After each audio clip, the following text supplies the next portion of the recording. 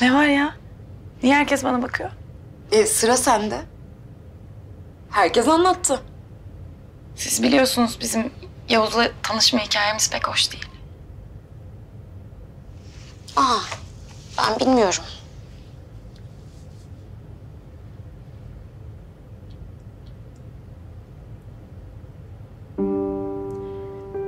Bir saldırı olmuştu alışveriş merkezinde. Hı.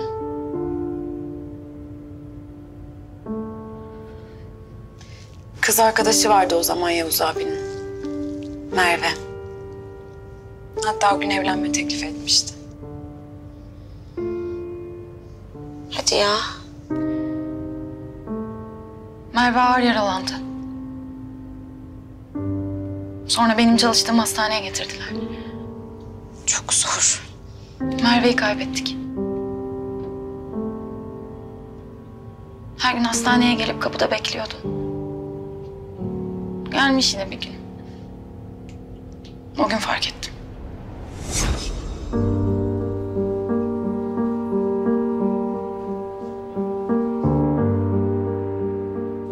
Numan abi, sana bir şey soracağım. Buyurun doktor hanım. Bu hastanenin önünde bir tane adam duruyor birkaç gündür. Sabah akşam orada. Ne yapıyor? Vallahi ben de bilmiyorum doktor hanım. Bir sevdiğini falan kaybetti herhalde. Meczup olmuş, besbelli. Anladım. Derdi neymiş bir sorar mısın? Tamam, ben bir bakayım geleyim.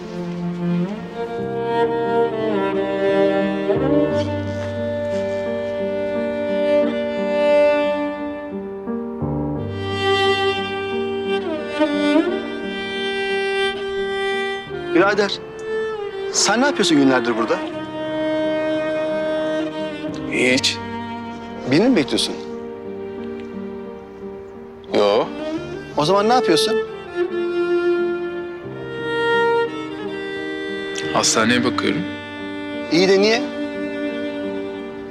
Yapacak başka bir işim yok belki o yüzden. Ya kurban, sen gel çay may iç, bir şey iç. Ya sen meczup olmuşsun ya. Gel bir çay iç ben, hadi. Gel. Kardeşim, siz benimle dalga mı geçiyorsunuz? Kaç saattir bekliyoruz burada.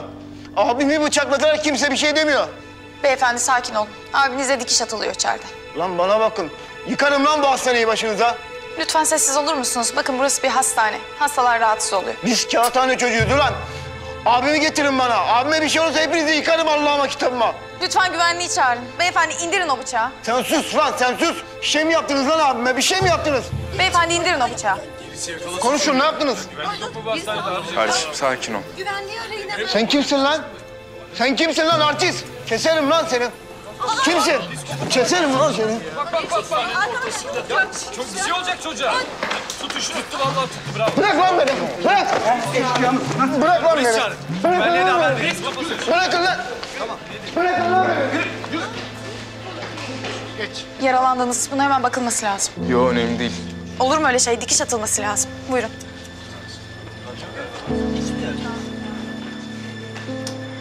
Şöyle oturun. Üstünüzü çıkarabilir misiniz?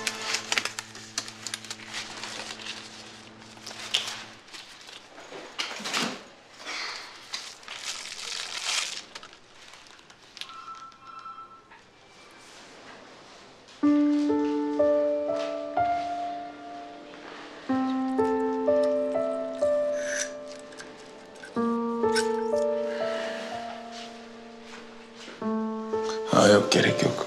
Sağ ol.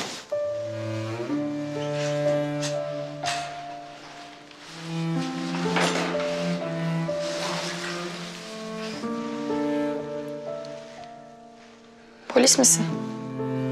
Askerim. Çok yaran var. Hala ölmedik. Çok şükür. Nerede görev yapıyorsun? Karabayır'da. İzindeyim şimdi. Dikiş atacağım. Tamam.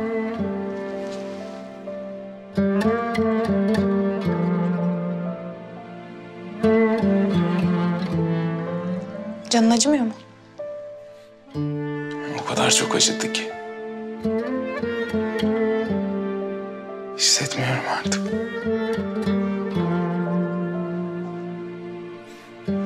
Seni birkaç gündür hastanenin önünde görüyorum. Ne bekliyorsun? Hiç. Bir yakınını falan mı kaybettin?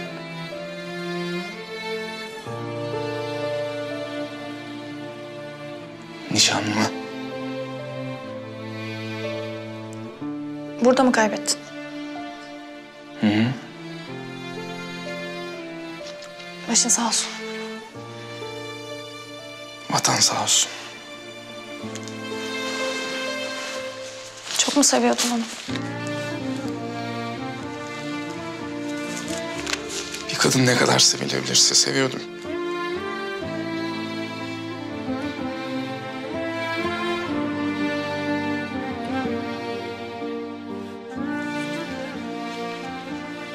Bir dakika beni bekler misin? Ben bir gidip geleceğim.